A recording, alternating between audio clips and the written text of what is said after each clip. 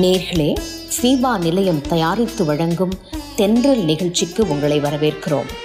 இன்றைய நிகழ்ச்சியில் கிறிஸ்தவ நெறிமுறைகள் என்ற தலைப்பில் வருகின்ற வாரங்களுக்கு தொடர் நிகழ்ச்சியை தயாரித்து வழங்குகிறோம். நிகழ்ச்சியில் சிறப்புரையாற்ற அருள் திரு முனைவர் இம்மானுவேல் சுந்தர்ராஜன் அவர்கள் வருகை தந்துள்ளார். வேலூர் பகுதியில் வசித்து வரும் இவர் இறையியல் கல்வியில் முனைவர் பட்டம் பெற்றவர், பல கல்வித்துறையில் பட்டம் பெற்ற நிபுணர், சிறந்த ஆலோசகர், சிறப்புமிக்க பல புத்தகங்களை எழுதிய ஆசிரியர். இன்றைய நிகழ்ச்சியில் கிறிஸ்தவ நெறிமுறைகள் என்ற தலைப்பில் சில கருத்துக்களை உங்களோடு பகிர்ந்து கொள்ள உள்ளார். தொடர்ந்து நிகழ்ச்சியை கேளுங்கள்.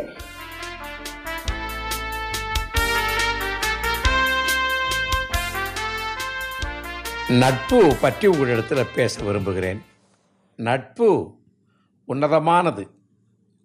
இன்னைக்கு நான் உங்களோட பகிர்ந்து கொள்ள போகிற இந்த நட்பை குறித்து விரிவாக நான் சொல்ல விரும்புகிறேன். நீங்களும் எங்கெங்கேயோ கேட்டிருப்பீங்க. ஒருவர் சொல்கிறார், நட்பு என்பது மனிதன் ஒரு சமூக பிராணி. ஒரு மனிதன் தன் சக மனிதரின் துணையோ தொடர்போ இல்லாது வாழும் பொழுது தனிமையாக உணர்கிறான். அவன் தனித்து வாழ இயலாது. ஒரு மனிதனுக்கு அளிக்கப்படும் தண்டனைகளில் கூடியது அவனை தனிமைப்படுத்துதல் என்று ஆராய்ச்சியாளர் கண்டுபிடித்தார்கள். அது பேர் ஒரு மனிதனை தனியாக படுத்தி வைப்பது ஒரு கொடுமையான தண்டனைகளில் பெரிய தண்டனை என்று நினைக்கிறார். அவன் பிரித்தெடுக்கப்பட்ட நிலையில் வாழ முடியாது. ஒரு மனிதனை தனிமைப்படுத்துவது மிகவும் பொறுக்க ஒண்ணா வேதனையாகும். நான் இப்படி ஜெயிலிலே தூக்கு தண்டனைக்கு அனுப்ப வைக்கப்பட்டிருக்கிறவர்களிலே தனிமைப்படுத்தப்பட்டவர்கள் மத்தியிலே நான் வேலை செய்தவன். அங்கே நான் போனாலே அவர்கள் ரொம்ப குஷியாக என்னை பார்த்து வரவேற்கும்படியாக இருப்பார்கள். அவர்கள் நட்பு கொள்ளவில்லை, ஆனால் அவர்களை நான் நண்பனாக வைத்திருந்தேன். அவர்கள் சாகும் பொழுது கூட என் கூட இருந்து தான் சாக வேண்டும் என்று அவர்கள் தனிமையை விரும்பினார்கள். அதிலும் நட்பு மிகவும் குறிப்பிடத்தக்கது. இந்த அதிகாரத்தில் நாம் நட்பு உறவை பாதுகாக்க உதவும் திறமைகளை பற்றி கவனிப்போம். ஏனெனில் இது வாழ்க்கை அர்த்தமுள்ளதாக்கும். பலதரப்பட்ட மக்கள் அடங்கியது நமது சமுதாயம். இந்த மக்களிடையே நண்பர்களை தேர்ந்தெடுப்பதில் ஒருவன் மிகவும் திறனுள்ளவனாக இருக்க வேண்டும்.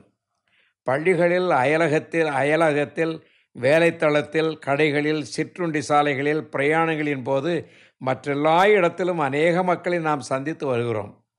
நாம் ஆரம்ப காலத்திலிருந்தே வேறு வகையான சுவைகளுடன் ஆழ்தத்துவங்களுடன் இருக்கும் நம்மை போன்று இருக்கும் மக்களை சந்திக்கும் நம் இல்லம்தான் மிக முக்கியமான இடம். நட்பின் கலையை அறிவதற்கு சில நுணுக்கங்களை நீங்கள் இது வாசிக்கும் பொழுது கிரகித்து கொள்ளும் வண்ணமாக எழுதப்பட்டிருக்கிறது. இதை நான் தான் இதை விரிவுபடுத்தி எழுதியிருக்கிறேன், பேசியிருக்கிறேன். பல இடங்களிலே முக்கியமான நண்பர்களுக்கு ஒரு லெக்சர் கிளாஸாக நடத்தி பேசியிருக்கிறேன். 1 மணி நேரம் நான் பேசியிருக்கிறேன். இப்பொழுது அதை நான் சுருக்கி உங்களுக்கு கொடுத்து விரும்புகிறேன்.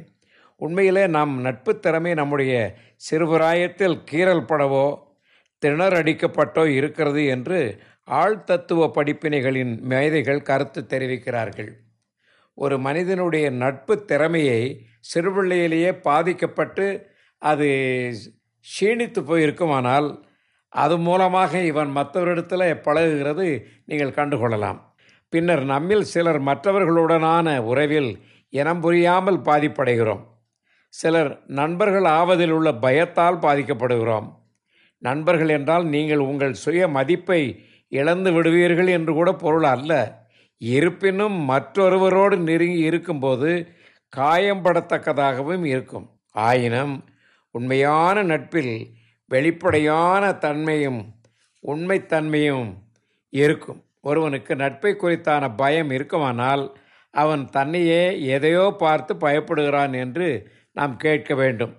கண்ணாமூச்சி போக்குடன் நட்பை தேடுவது மிகவும் வருந்தத்தக்கது. நான் ஒரு இடத்துல கேட்டதை உங்களுக்கு சொல்ல விரும்புகிறேன். அந்த அம்மாள் ரேடியோவில் பேசினார்கள். அதாவது, முதலாவதாக ஒரு மனிதன் நட்பு கொள்வதற்கு பலவிதமான பாதிப்புகளுக்குள் ஏற்பட்டிருக்கிறது. நம்மளை விட்டுட்டு போயிடுவானோ, இவனுக்கு ஃப்ரெண்ட் ஆனால் எவ்வளோ நாளைக்கு இவன் இருப்பானோ, இவன் எப்போ நம்மளோட இருக்க மாட்டான் போல் இருக்கே என்று பயந்து இருப்பார்களானால் அது முதலாவது கட்டம். இரண்டாவதாக அஞ்சுவது. என்னய்யா நல்ல நண்பன், நம்ம பிரச்சனையை அவங்க பிரச்சனையை ஏற்றுக்கிடுவாங்களா? நல்ல நண்பர்களை வைத்திருக்கிறவர்கள் எந்த பிரச்சனையும் தனியாக சுமக்க தேவையில்லை. அடுத்தவங்க நமக்கு பின்னால் பேசுகிறத உண்மையை நண்பர்கள் நம் முகத்துக்கு எதிராக சொல்லுவாங்க தப்புகளை. நல்ல நண்பன் முகத்துக்கு முகம் சொன்னால் தான் நம்ம திருந்தலாம். சில நேரங்களில் நம்ம நெருங்கிய நண்பர்களுடைய சேர்ந்து இருப்பது மிகப்பெரிய மருந்து என்று சொல்லுகிறார்கள். அதை பற்றி நீங்கள் கவலைப்படாதீங்க. எவ்வளவு நேரம் நம்ம நண்பர்களோடு நேரத்தை செலவழிக்கிறோம் என்பது முக்கியம் அல்ல, நாம் எப்படி சிறப்பாக செலவழிக்க வேண்டும் என்பது தான் முக்கியம். மற்றவங்க எல்லாம் நம்ம முகத்தில் உள்ள சிரிப்பை பார்க்கும்போது உண்மையான நண்பர்கள் நம்ம கண்களுக்குள்ளே தெரியும் சோகத்தை பார்ப்பார்கள். வலுவான நட்புக்கு தினமும் பேசணுங்கிறது இல்லை, எப்பவும் சேர்ந்தே இருக்கணுங்கிறது கூட இல்லை. நாம் நண்பர்களாக இருந்தாலே போதும். உங்களுக்கு அவரோட பேசணும் அப்படின்னு சொன்னால் நீங்கள் பேசலாம். ஆனால் அவர் பேசாதனால கோவிச்சுக்கிறாதீங்க. என்னை கூப்பிடவே இல்லை, பேசவே இல்லைன்னு சொல்லாதீங்க. உங்கள் பிரச்சனைகள் அவர் மேலே வச்சுட்டு நிம்மதியாக இருங்க. உங்கள் சந்தோஷங்களை அவரோட பகிர்ந்து குடும்ப வாழ்க்கை மகிழ்ச்சியாக இருக்கும். ஏன்னா கடவுள் நமக்கு சொந்தம். இயேசுன்னு ஒருத்தர் இருக்கார், அந்த பெரிய தெய்வம். இயேசு சொல்கிறத கேளுங்க. ஒருவன் தன் சிநேகிதனுக்காக தன் ஜீவனை கொடுக்கிற அன்பிலும் அதிகமான அன்பு ஒருவரிடத்திலும் இல்லை. எப்படி சொல்கிறார் பாருங்க. ஊழியக்காரன் தன் எஜமான் செய்கிறது அறிய மாட்டான். உங்களை சிநேகிதர் என்று ஏனெனில் என் பிதாவின் இடத்துல நான் கேள்விப்பட்ட எல்லாவற்றையும் உங்களுக்கு அறிவித்தேன். அவரை நேசிங்க, உங்கள் சந்தேகங்களை அவர்கிட்ட கேளுங்க. உங்களுக்கு கற்பிக்கிற யாவையும் நீங்கள் செய்வீர்களானால் என் சிநேகிதராய் இருப்பீர்கள் என்று இயேசு சொன்னார். இனி நான் உங்களை ஊழியக்காரர்கள் வேலைக்காரர்கள் என்று நான் சொல்வதில்லை, நீங்கள் என் சிநேகிதர் என்று நான் உங்களுக்கு சொல்லுவேன். எவ்வளோ அருமையான வார்த்தைகள் பாருங்கள். பிரியமான நண்பர்களே, நீங்கள் நண்பர்களை விட்டு பிரிந்து போய்விடாதீர்கள். உங்கள் நண்பனை குறித்து நல்லது சொல்லுங்கள். நீங்கள் அவர்களிடத்தில் காணப்படும் பலவீனங்களை சொல்லிவிடாதீர்கள். மற்றவரிடத்தில் பயந்து கொண்டு இருப்பதோடு சில சமயங்களில் தங்களை திருப்தி கொடுத்து படுத்துக்கொள்ளவும் ஈடு செய்து கொள்ளவும் பலதரப்பட்ட விளையாட்டுகளையும் ஆடுவார்கள். மற்றவருடைய தனிப்பட்ட நடத்தை மிகைப்படுத்தப்பட்டோ தடுக்கப்படவோ கூடாது. மேலும் சிலர் பல்வேறு சூழல்களில் இந்த இரு வெளிப்பாடுகளை குறிப்பிட்டோ அல்லது இடைமறித்து பேசியோ தற்காத்து கொள்வார்கள். முதன்மையானது நம்மிடம் உள்ள பொருட்களை மறுத்து பிறரிடம் கொடுப்பது. ஆனால் அது அடுத்ததோ மற்றவர்களிடம் நட்பண்புகளை நமக்கு தெரிவிக்கும் நாம் அவர்களை வணங்குவது போல இருக்கும். நியாயப்படுத்தல் தன்னை நியாயத்தீர்க்கும் முறையை ஒரு முன்குறிப்பாக எடுத்துக்கொள்கிறார்கள். தன்னுடைய மதிப்பீடுகளில் பிதற்றுதல் போன்றவை பயத்திற்கு மற்றொரு நடத்தை. இந்த மாதிரியான பயம் நன்மை தொடங்கும் முன்னே பயப்பட வேண்டிய ஒன்று. உன்னதமான நட்புறவை மிரட்டுவதாக நாம் மற்றவருக்கு போலியாக வாழ முடியும். ஆனால் அது ஒரு நிஜமான திறப்போடு கூட வெளிவர வேண்டும். நாம் நிஜமான ஒரு நட்பு உறவை தேடாவிட்டால் நம்முடைய காரணங்களில் ஏதோ தவறு இருக்க வேண்டும். உண்மையிலேயே ஒரு தனியாக இருக்கும் நபர் காயப்பட்ட ஆவியோடு இருப்பார். தன்னை மற்றவருடன் ஈடுபடுத்தி கொள்ள விரும்ப மாட்டார். அவர் தனக்கே அன்புள்ளவராக இருக்க மாட்டார். ஏனெனில் தன்னிடம் உள்ள குறையை மற்றவர்கள் கண்டுபிடித்து வருவார்கள் என்பதால் சமூகத்தின்படி இம்மாதிரியான மக்கள் மேலோட்டமாக விளையாடினாலும் ஆழமான இருதயத்தில் அந்த தனிநபர் தனிமை உணர்வோடு தான் இருப்பார். இந்த உலகில் என்னுடைய தனிப்பட்ட பிரச்சனைகளை நான் எப்படி கையாளப் போகிறேன் என்று நீங்கள் ஆச்சரியப்படலாம். பலர் இந்த விதிமுறைகளை அறியாமல் நட்புறவில் நுழைந்து தன்னையும் மற்றவர்களையும் காயப்படுத்தி விடுகிறார். பின்வரும் முறையை நன்கறிந்து ஒரு தனிப்பட்ட குணமாக்கும் இடத்தை கண்டுபிடித்தல் நலம். எப்படி நண்பர்களை ஜெயிப்பது என்ற தனது புத்தகத்திலே டாலே கார்னிகி மக்களை கையாளுவதை பற்றி ஒரு விரிவான விளக்கத்தை தருகிறார். ஆனால் நான் இங்கு எப்படி நண்பர்களை ஜெயிப்பதற்கான என்னுடைய சொந்த சூத்திரத்தை தொகுத்து கொடுத்து இருக்கிறேன். கேளுங்கள். மற்றவரிடம் மெய்யான ஆர்வத்தை உண்டாக்க வேண்டும். நம்மில் பலர் தனிமை உணர்வால் பாதிக்கப்பட்டு நமக்கு ஒருவரும் இல்லை என்று அடிக்கடி வருந்துகிறோம். நாம் எழுந்து நமக்கு கிடைக்கும் ஒருவரை அணுகி பேச வேண்டும். மற்றவர் உங்களை விட முக்கியமானவர் என்று கருதி அவருக்கு உதவி செய்ய வேண்டும். தனிமையானவர் என்ற நிலையிலிருந்து வெளியேறி தனிப்படுத்தப்பட்ட நிலைக்கு ஒரு முடிவு கட்டுங்கள். மற்றவர்களை நம்புவதற்கு ஆரம்பித்து மற்றவர்களிடம் ஈடுபடுங்கள். காரணமில்லாத விரோத நோக்கங்களை தவிர்த்து சீரான மனோபாவத்திற்கு ஒரு வாய்ப்பு அளியுங்கள். உங்களுடைய கடந்த கால அனுபவங்கள் இங்கு சோதிக்கப்பட வேண்டும். மேலும் உங்களை சுற்றியுள்ள மனிதர்களிடம் உங்கள் தொடர்புகளை வெளிப்படையாக வைத்துக் கொள்ளுங்கள். உங்களை சுற்றி ஒரு மூடியை கட்டி கொண்டிருக்கும் போது உங்கள் நட்பு பயனற்றதாகிவிடும். சொல்லுவாங்கள்ல, தங்களை சுற்றி ஒரு கேப்சூல் போட்டுக்கிட்டாருன்னு.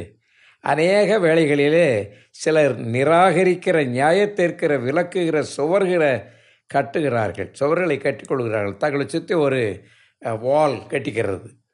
நாம் நமக்கும் மற்றவர்களுக்கும் இடையே உள்ள வேலியையும் தாண்டியும் களைய வேண்டும்.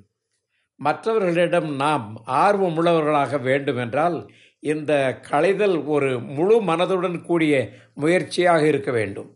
இரண்டாவதாக, மற்றவர் கூறுவதை கவனிப்பதற்கு உங்களை அர்ப்பணியுங்கள். கவனிப்பது என்பது ஒரு அழகிய கலையாக அழைக்கப்படுகிறது. Listening, the art of listening, you need to train yourself. அநேகர் பயிற்சி செய்ய இது ஒரு கடினமான திறன் என்று சுட்டி காட்டப்படுகிறது. ஆனாலும் அழகான நட்புறவுகளுக்கு இது ஒரு அத்தியாவசியமான திறன். ஆனால் புறக்கணிக்கப்படுகிறது. மக்களை புரிந்து கொள்ள நான் கேட்க முயற்சி எடுக்க வேண்டும்.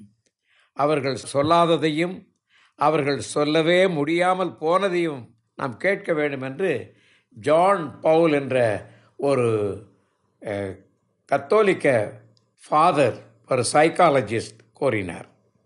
உன்னுடைய சிறிய பார்வை ஆரம்பத்தில் மூடாமல் விடும். என்னை மூடிக்கொண்டாலும் விரல்களாலேயே எப்போதும் இதழாய் திறப்பாய். ஊற்று திறப்பை போல் என்னை நான் ஊற்று திறப்பது போல நீங்கள் ஆற்றிலே போய் ஒரு சின்ன குழி தோண்டி அங்கே பார்ப்பீர்களானால் எப்படி தண்ணி ஊற்றெடுத்து வருகிறது என்று உங்களுக்கு தெரியாது. கம்மிங்ஸ் என்ற ஒரு ஞானி எழுதினார். முழுவதுமாக வளர்ந்துவிட்ட ஒரு மனிதன் வெளி உலகுடன் அர்த்தமுள்ள ஆழமுள்ள தொடர்பை எப்போதும் வைத்திருப்பான் என்கிறார் ஜான் பவுல். அவன் தனக்குரியதை கவனிப்பதை விட வெளி உலகில் குரலுக்கு கவனமாயிருப்பான். மற்றவர்களை கவனித்தால் மட்டுமே நட்புறவை நாம் வளர்த்து கொள்ள முடியும். நட்பு என்பது நம்ம இரண்டு பேருக்கும் அருந்துவிட முடியாத ஒரு பாச வலை பின்னிக்கொண்டிருக்கும். மூன்றாவது, ஆழமான நட்புறவுக்கு நீங்கள் தீர்மானம் பண்ணுங்கள். ஹலோ அப்படின்னு சொல்கிறதோடு நிறுத்திடாதீங்க. நட்புறவில் எதையும் எதிர்பார்த்தல் கூடாது. அநேகர் ஏதாவது கிடைக்கும் என்று நட்புறவு கொள்கிறார்கள். இதில் ஏமாற்றமும் விரோதமும் வரக்கூடும். ஒருவனுக்கு கொடுப்பதாலே மட்டுமே நட்புறவு ஆழமாகி விடாது என்று தமிழரிடையே ஒரு பழமொழி உண்டு. ஒருவனுக்கு கொடுப்பதினால் நாம் முடிவில்லாத நட்பை நிலைநிறுத்த முடியாது. நண்பரில் ஒவ்வொரு தேவையை நாம் சந்திக்க இயலாமல் போகிறோம். சிலர் நல்ல ரம்யமான நட்புறவை ஏற்படுத்தினாலும் அவர்கள் நோக்கம் வேறாக இருக்கும். அவர்கள் தொல்லை தருபவர்களாகவும் மாறிவிடுவார்கள்.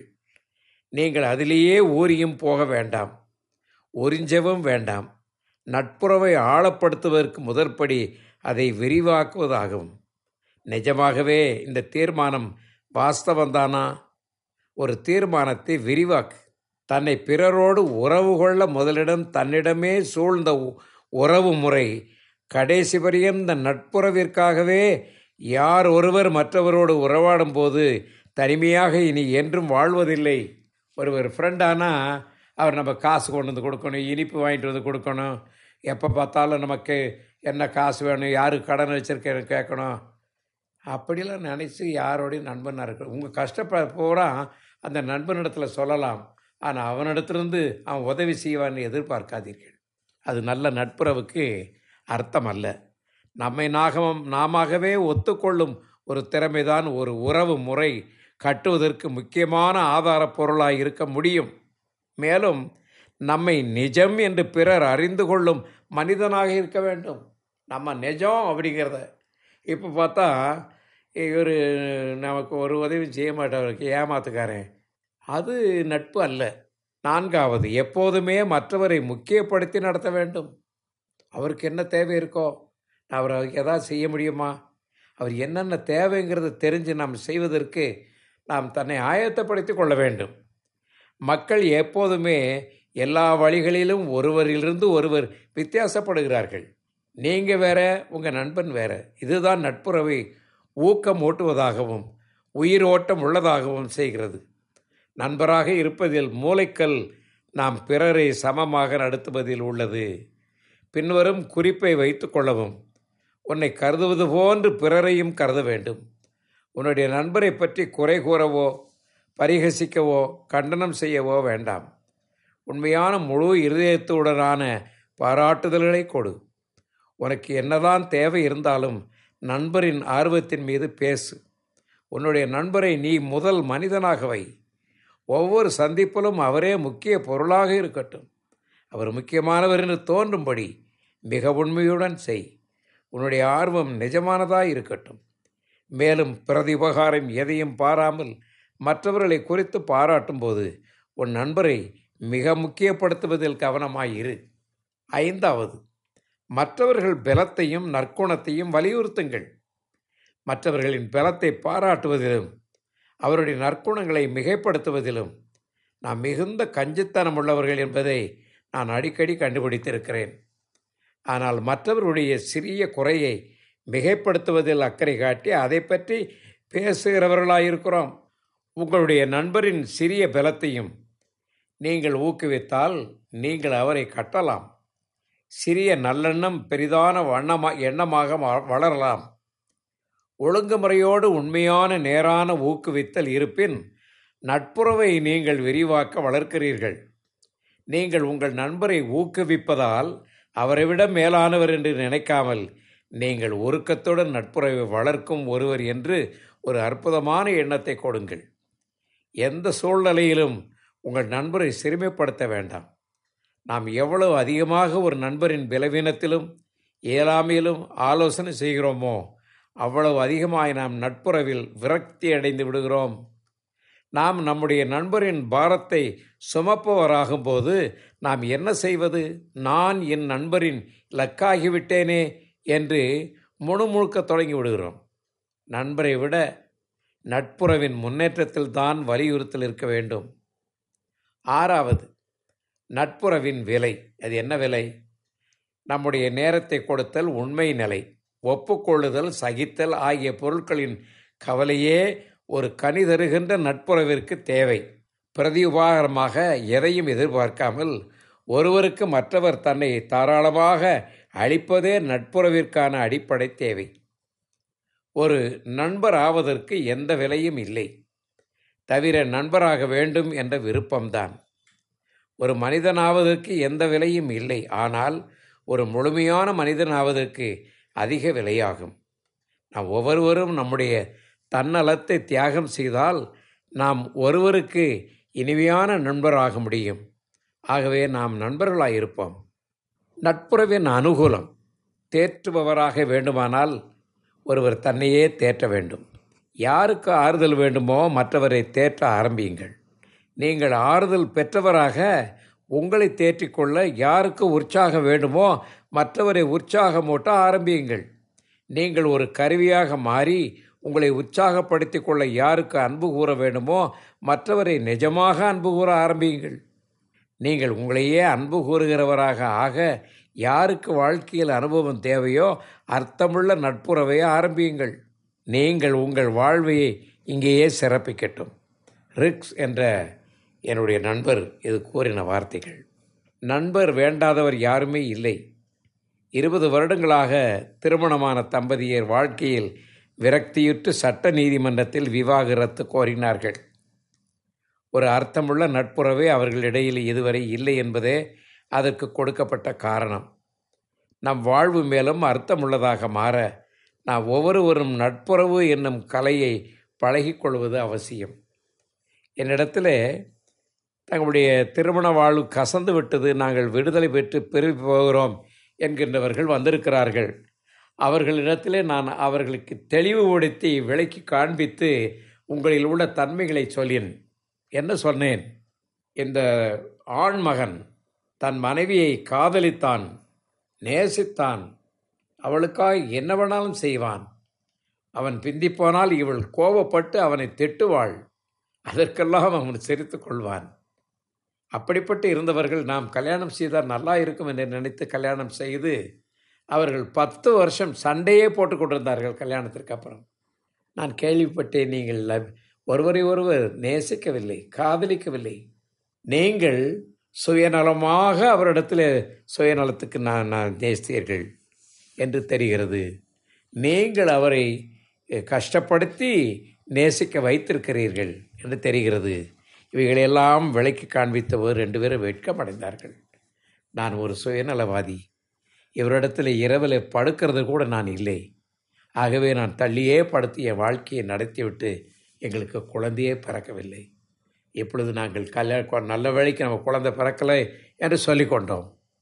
இப்பொழுது தெரிகிறது நாம் சுயநலவாதிகளாக இருந்தோமே அல்லாமல் நண்பர்களாகவே இல்லை. நண்பர்களாக இருந்தால் அவர் குழந்தை பிறப்பது அவளுக்கு பிறந்திருக்கும். இதெல்லாம் நான் உங்களுக்கு ஏராளம் சொல்ல வேண்டும். என்னுடைய ஆலோசனை மன்றத்துக்கு நீங்கள் வருவீர்களானால் உங்களை குறித்து தெரிந்து கொள்வதற்கு உதவியாக இருக்கும். உங்கள் வீட்டு அமைப்புகளிலே இந்த கலையை ஆரம்பிங்கள். அண்ணன் தங்கைகள், கணவன் மனைவி ஒருவருக்கொருவர் நல்ல நண்பராக இருந்தது அவசியம். வளமிக்க ஒரு வாழ்க்கையே நமது தேவை. நமது வீட்டு அமைப்புகள் இல்லாமல் வேறு எங்கே தொடர்வது? நம் வாழ்க்கை நமக்கு அனுகூலமாகி விடவில்லை. அன்பு கூறப்பட ஒன்று தேவை. என்ன தேவை? நட்புறவு தேவை. நட்புடன் கூடிய ஒரு வாழ்க்கைக்கு அர்த்தம் கொடுக்கிறது. நாம் இந்த கலையை கற்றுக்கொள்ள ஆரம்பிக்கிறோம். வன்மம், எதிர்ப்பு, தன்மை போன்றவைகளுக்கு வாய்ப்புகள் குறையும். கடவுளை பற்றி கூறும்போது அவருக்கு நண்பர்கள் தேவை என்றும் சொல்லப்படுகிறது.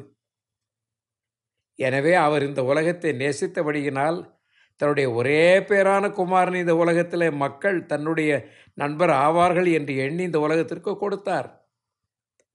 நம்ம லட்சோபலட்சம் பேர்களுக்கு நண்பர்கள் தேவை. எனவே ஒருவருக்கு நண்பராகிவிட ஆரம்பியுங்கள். ஏனெனில் நீங்கள் தனிமையாக இருக்க மாட்டீர்கள். உங்கள் மனதில் வைத்துக் கொள்ளுங்கள், நேர்மையாகவே எனக்கு உண்மையான ஒரு நண்பன் தேவை. மற்றவர்கள் என்னிடம் நண்பராகாதபடி எது தடுக்கிறது? நேர்மையாக எனக்கு தெரியும் நான் அந்த வகையான நண்பன் இல்லை என்று. உண்மையில் மற்றவர்கள் தேடும் வகையில் அவர்தாமே என்னில் உண்மையான நட்பை கண்டறிவார்கள். நேர்மையாக நான் மற்றவர்களுக்கு நண்பனாய் இருக்கலாம், ஆனால் என் வார்த்தையிலும் செயலிலும் நான் நண்பனாய் இருந்தால் மட்டுமே தான். நேர்மையான நான் என் கூட்டை விட்டு வெளியே வர வேண்டும். என்னை மற்றவர்கள் கண்டு விரும்பும்போது நான் எங்கே முதலில் நண்பனாகட்டும்? எனக்கு ஒரு நண்பரை நான் கொண்டு கொண்ட வேண்டுமே. வார்த்தைகளிலோ நினைவுகளிலோ அளக்காமல் ஒரு மனிதனுடனான நட்பான பாதுகாப்பான உணர்வில் வெளிப்படையான ஆறுதலே நட்பாகும். நம்மை கொடுக்கும்போது நட்பு ஒரு சேவையாகிறது. மேலும் அது ஒரு சிறப்பு உரிமையாக கூட மாறுகிறது. ஜார்ஜ் எலியட் என்பவர் கூறினார், நீங்கள் நண்பன் ஆகாமல் இருப்பதற்கும் நண்பன் ஆவதற்கும் இது ஒரு ஆரம்பம். நீங்கள் தொடர்பு கொள்ள வேண்டும் என்றால் எங்களோடு தொடர்பு கொள்ளுங்கள். நான் உங்களுக்கு நட்பை உங்களுக்குள்ளே உருவாக்கி தருவேன். வணக்கம்.